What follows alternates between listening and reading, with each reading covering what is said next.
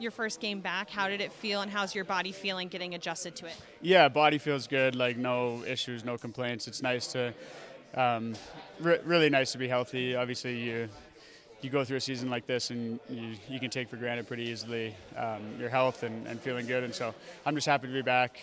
The first game obviously was not what we wanted. I think from start to finish, we have to play to our identity a little bit more, which is a fast, competitive, in-your-face hockey team, and we were just too easy to play against all night.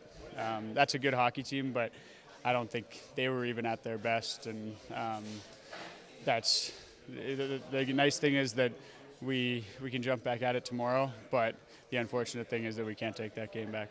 When it comes to that game, what are some of the things that you want this group to respond with, whether it's winning battles or other elements of the game? Yeah, just what I was saying. I think that just pace.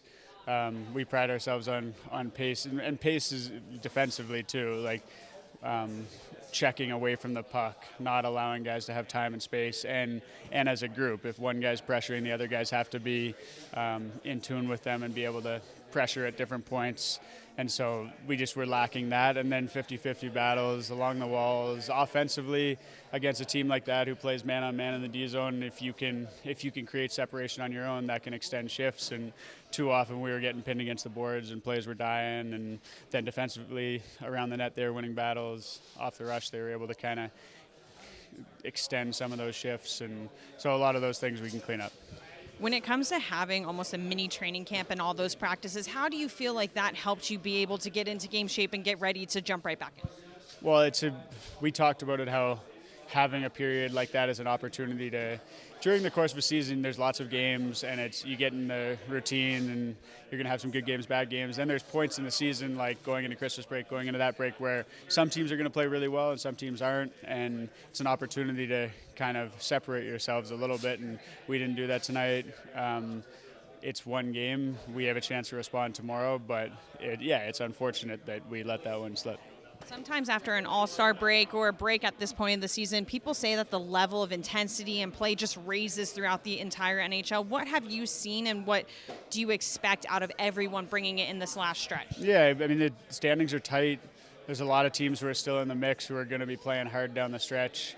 We're fortunate to be in that position right now. The guys have done a great job putting us in this position, but, where we're going to go is going to be determined by these last 20 games. And so if we play like that last night, we're not going anywhere. But we know that we're a lot better hockey team, and we're a group in here that has a lot of pride, and we're going to want to come out tomorrow and show that we've got a lot better. Now that you're back and healthy, what would constitute a successful season on an individual level for you? Yeah, I mean, it's a tough one because, I've only played 9 full games now, and it's never a successful season if you only play 25, 30 games, whatever it is. So that's unfortunate. A successful season for me would be helping our team make the playoffs and doing some damage in the playoffs. All I can control is these last 20 odd games, and it's not going to come in one game. I can't tomorrow be like I need to score 3 goals and make up for everything. But if I keep building and I can help my line win their shifts every night for the next 20 games. Obviously, we're not going to do that every game, but the majority of the time, if we have good shifts, if I do my job in whatever role I'm in, that'll constitute a successful season, and then hopefully we make playoffs and I play well in playoffs. In your experience, when you're coming down the stretch like this, what makes the difference between the teams that get in and the teams that don't? Yeah, I guess the answer to that would be you have to get yourself in position. If you get, like, we can't just be like, okay, the last 10 games of the season we got to really bear down. Like, if we're one game out with the last 10 games of the season, we could go 8-2 and the team ahead of us goes 9-1. So like a lot of the work is done up until the finishing stretch. You saw it last year. St. Louis won 17 games in a row. Even if we were playing as well as we could have, we couldn't catch them. And so I think that you have to put yourself in position. A team like Colorado, they're already in. They've done the work.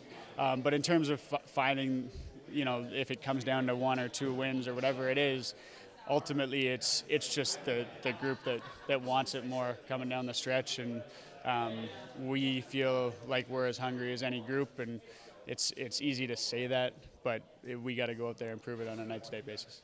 Usually after an all-star break, people say that the intensity and the level of play raises in the NHL, especially in that final stretch of the season. What do you expect, and what have you seen about these teams bringing this every night? Yeah, watching a lot of hockey yesterday before our game and stuff like that, it's not – all-star break, it's about 8 days. So it's totally different. That was 20-odd days. So, it was a little bit scrambly a little bit everywhere. So I expect – like you just mentioned, the intensity and the physicality of the game will go up in a hurry in the league. So that's what I expect. We've got some star-studded players on the other side of the lineup tomorrow. Specifically, Quinn Hughes, I think, has been kind of a lot he's getting a lot of attention now with both the Team USA thing and the trade. Does it seem like people are starting to come around to how good this guy actually is? Well, I don't know about people, but we already we know how good he is. He's he's one of the best players in the world in all positions. I think there's a debate to be made on a few, maybe 5-6 guys in the world, and he's probably in that level. Nate Schmidt hits 800 games tomorrow. Okay. I'm just curious, when you get a guy like that who's not necessarily considered part of the leadership, wearing the letters or whatever you want to call that, but to have him in the locker room and do what he can do, can you talk to the quality of a guy he is in the room, but also where his level is? It makes a ton of difference. Those guys are glue guys. They're the guys who you can have the best CEO in your company. If you don't have the right glue guy in the trenches, that won't work. So I think he's one of those guys. I think there's a few guys in our team, but definitively Schmidt is one of them who has a good balance of he knows when it's time to be dial in and when it's time to pick up a teammate. He knows when to push, he knows when to pull, and he's been through all the situation in his life. Undrafted, sign, trade to first expansion, and then after had a run with Wash, had a run with Vegas, sign a big contract in Van, got bought out, got traded first, got bought out, when after won a Stanley Cup on a 1-year deal, came here now. So we get a guy, we're spoiled in the sense we get a guy with a lot of experience who can talk to the guy in the room who things are going really well, and that will be like that for a long time. In the NHL is what you did for us lately. It's now what you did 2 years ago doesn't matter. So I think he can help in that sense. He can help as well in key moment, keeping your composure when it's time to relax and when it's time to raise the level of urgency. He has a really good feel of the room, feel of the situation. I think he's a really key part.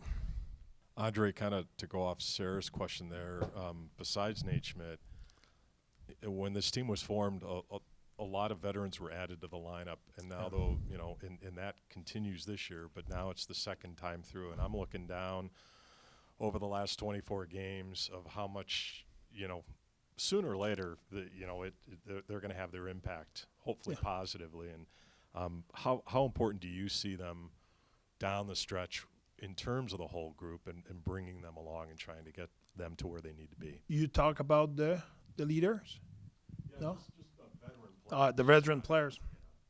I think they're the parents and the family. You can have the best kid in the world, but they need the parents. You need your parents until you're capable of doing it by yourself. I think, you as a coach, you can preach the good words, the gospel, everything. At the end of the day, when it's coming from a teammate, I always say to you, repeat that for 5 years, best coaching is coming from the player. I think when players been through a little bit like Schmidt or Sergei, at some point they know, that's if you want to have success, that's the way you need to do it. I think that carries a lot of weight. So I think having a guy like Colsey, like Schmidt, like Sergey, like Stanny, Schmaltzy, I can go on and on about great veteran in our team who has a really good impact. I know Kerfoot's played with Stenlund and Tanev in that line before, but I'm curious, what about that line complements each other, and what do you think about each individual on that line together? I think Stanny and Kerfoot had a great connection last year. Obviously, Kerfoot missed a lot of time this year, but I really like his game yesterday. I think, like I said after the game, I think he was one of our two top players yesterday. Good awareness, great hockey sense, great thought process, turbo bring, energy, physicality, those kind of stuff. So I think three of them has to be elite defensively, but elite defensively doesn't mean D-zone. That can be on the forecheck, can be in the face of your opponent and be really tough to play against and possessing the puck and grinding down low and stuff like that. If you look at those kind of line everywhere around the league, when you play against those guys, it's not as much as the D-zone part of it. You say, oh, they're so good in the D-zone. No, they're in your face all the time. They don't let you breathe. They get you in deep water and they drown you in pressure and intensity and being on top of you, and that's what they can do.